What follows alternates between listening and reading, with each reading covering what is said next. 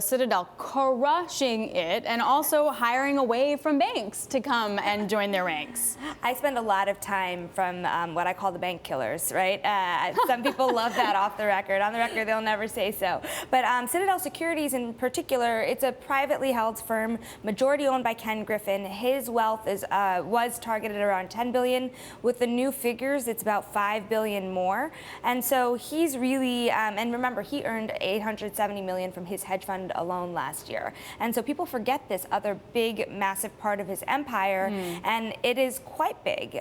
People knew really the scale, 1 out of every 5 trades in the U.S., huge market maker. But now we're starting to put some numbers onto how big that operation really is. That's huge numbers. Huge. Which raises the question, I'm not going to ask you, like, if you're going to leave and go to Citadel, don't worry. But in terms of, like, bubbles in the market, where do you see it? When you have huge flow of money, huge flow of capital going to concentrated players, where do you see it?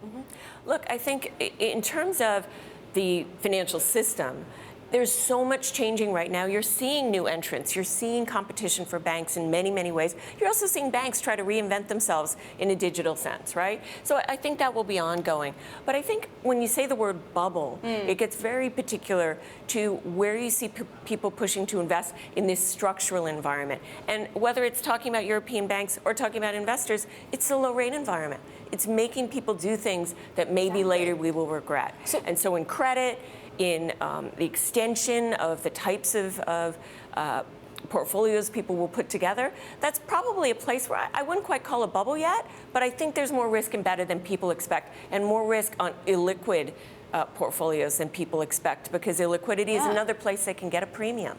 There was an article on Bloomberg yesterday, right? That, like, wealthy families are now basically doing high risky loans because they want the yield. When I say the bank killer thing, I'm actually talking even more about the private credit markets than I am about the market making part of the market. But liquidity I always wonder about, because when I make that argument for private markets, people were like, well, look at the public markets. Are those liquid, and do people trust their counterparties, which is one of the big questions in the story. Look, I think liquidity as an issue crosses both divides. It's not really a public-private issue. It's just more about, especially with some of the fund issues you've seen in Europe, it's more about, are people getting, as they would say in the UK, what it says on the tin?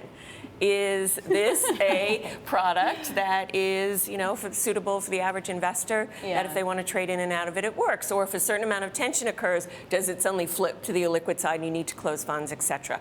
And I think that'll be a place that you will see a lot of evolution and potentially more activity by regulators to make sure the definitions are a little clearer.